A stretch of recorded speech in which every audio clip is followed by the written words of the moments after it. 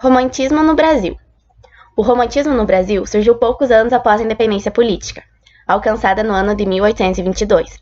A autonomia em relação à colônia fez surgir nos escritores brasileiros um sentimento de nacionalismo, gerando um movimento anticolonialista em defesa da criação de uma literatura que enfim retratasse nossa cultura, história e língua de maneira fidedigna. Pode-se dizer, portanto, que o romantismo foi um movimento de reação à tradição clássica, uma vez que contestou os modelos literários europeus que não retratavam nossas raízes históricas, linguísticas e culturais. Dessa maneira, o nacionalismo é uma característica fundamental da primeira geração do romantismo brasileiro, sobretudo na poesia, que tradicionalmente é dividida em 3 diferentes fases. As quais são elas: a primeira, a segunda e a terceira geração, que serão explicadas a seguir. Romantismo, primeira geração, período que corresponde de 1836 a 1852, baseada no binômio do nacionalismo e indianismo. Seu marco inicial foi a publicação de Suspiros Poéticos e Saudades, do escritor Gonçalves de Magalhães. No contexto histórico, a recente independência do Brasil, absorvida pelo pensamento nacionalista ufanista do país, fez com que os escritores desse período buscassem temáticas que definissem a identidade nacional. Por esse motivo, o tema do índio é muito explorado nesta fase, conhecida por indianismo. Além disso, a primeira geração do romantismo foi um dos principais movimentos literários brasileiros do século XIX.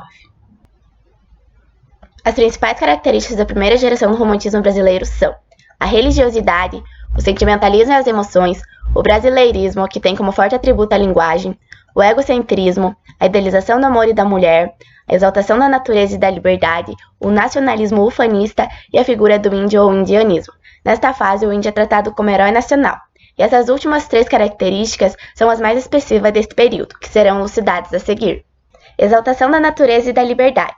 Os românticos utilizavam a exaltação da natureza e da liberdade como um mecanismo para fugir da realidade, objetivo alcançado quando o escritor voltava-se para paisagens novas, como a selva brasileira. Nacionalismo ufanista.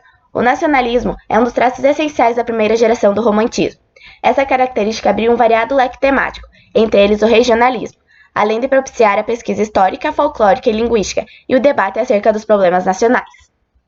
Indianismo. O índio foi escolhido como um dos símbolos da nacionalidade brasileira. O negro, vindo de outro continente, não podia ser considerado como um típico brasileiro.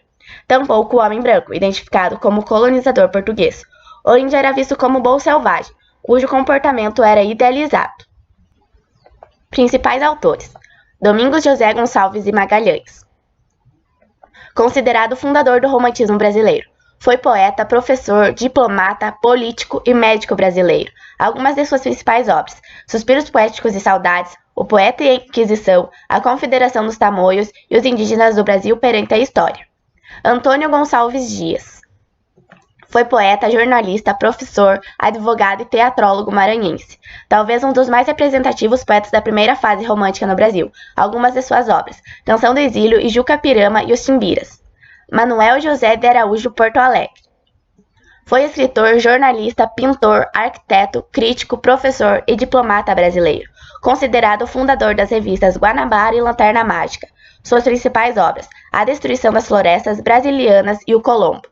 José Martiniano de Alencar.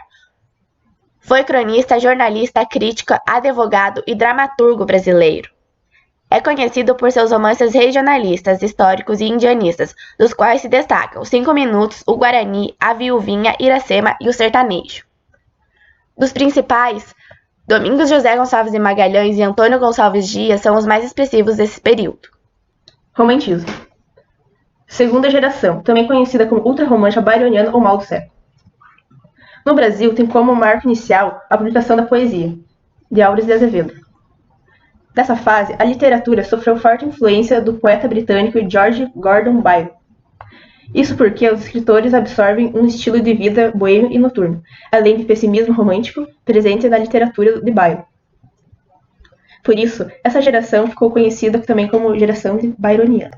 As principais características da segunda geração do romantismo brasileiro são egocentrismo, tédio, fuga da realidade, idealização da morte feminina, sentimento religioso, sarcasmo e ironia, gosto pelo escuro ou noturno, dualismo. Mal do século: pessimismo, decepções amorosas, desejos de morrer, excesso de sentimentalismo.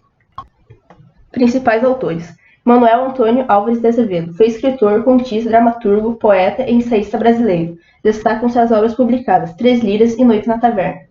Casimiro José Marques de Abreu, poeta brasileiro, autor do memorável poema Meus 8 Anos.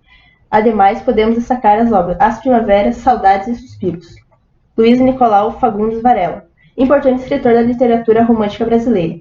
Mesmo sendo considerado baroniano, já apresentava em sua obra características da terceira geração romântica. De suas obras podemos citar Vozes da América, Noturnos. Luiz José Junqueira Freire foi um monge, sacerdote e poeta brasileiro. Com uma obra muitas vezes considerada conservadora, abordou temas como horror, desejo reprimido, sentimento de pecado, revolta, remorso e obsessão de morte. Podemos citar a obra Inspirações de Clausto.